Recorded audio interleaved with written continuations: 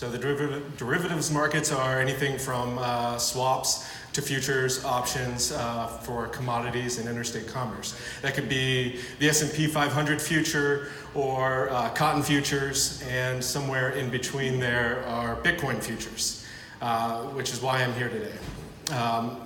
First and foremost, while we regulate the exchanges that offer Bitcoin futures, currently that's the CME, the CBOE. Certainly coming soon, we have NASDAQ and Cantor Exchange offerings in the works as well.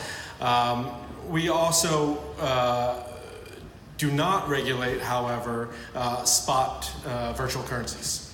Not directly, at least. So we won't put a regulation requirement on a virtual currency. We won't go to a spot exchange where you can exchange your Bitcoin, or a wallet provider and say you need to register with us. But we do have jurisdiction over fraud and manipulation of virtual currencies and interstate commerce. So that means that we will be looking to these exchanges and looking in these marketplaces for evidence of fraud and manipulation. And that's important for a couple of reasons. One, with respect to futures and options on Bitcoin, these contracts are settled to the spot markets. So at the end of the day, to determine what the price of the future is and how it's going to settle financially, they'll look to exchanges such as Coinbase to see what the last price of Bitcoin was there. If there's manipulation on these exchanges, if there's fraud that affects the price on these exchanges, that affects the futures markets as well. And we want to make sure that we have clear and open markets that are free from fraud and manipulation. And that's important, I think, for everyone in this room, for the entire industry as well as retail customers, that the fraud and manipulation are expelled from the markets as much as possible. I think it's safe to say that without clean markets, these innovations can suffer losses, customers can suffer losses, and we don't want that.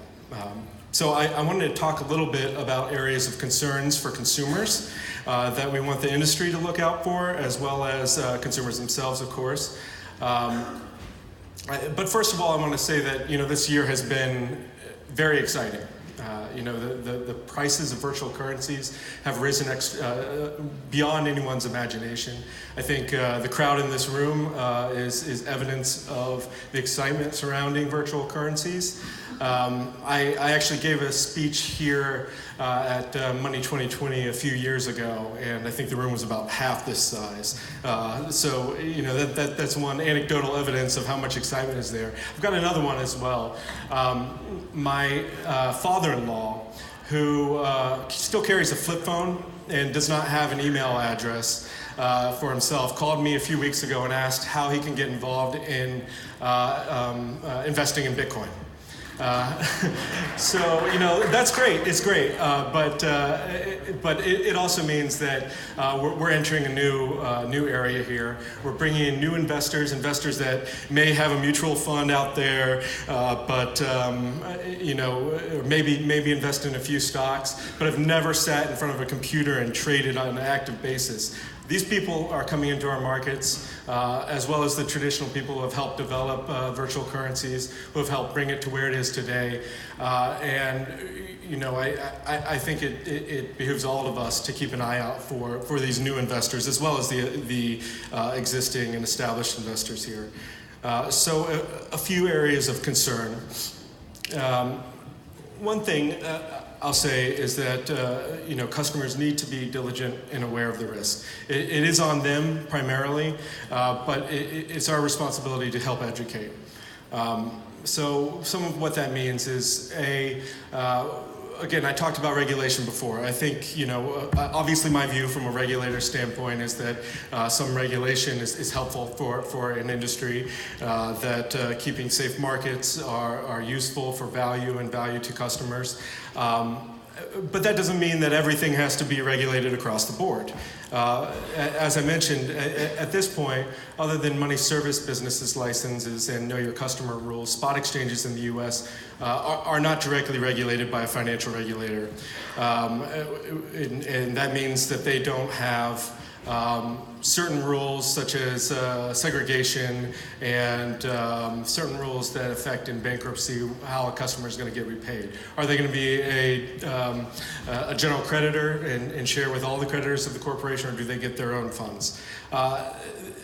Currently, there are no rules for that. That doesn't mean that certain things can be established by these exchanges to help the customer in that regard, but it doesn't mean they necessarily have to be. And customers should just be aware that there are differences here. This is not a securities broker buying you a stock. You're buying it yourself on an unregulated or mostly unregulated exchange. Some of the things that are part of every exchange, whether they're in securities or futures or in virtual currencies. There could be volatile market price swings. Obviously, we've seen some high volatility in Bitcoin and other virtual currencies over the holiday season, where Bitcoin lost, I think, depending on how you measure, about $8,000. Some of that regained since then. So some of these investors coming in, maybe prior to that, had the view that Bitcoin would just keep going up and up and up. Now that again is on the consumer, but it's our responsibility to make sure that they're aware that these markets can have volatility, and that you shouldn't be investing in something that you can't afford to lose to some extent.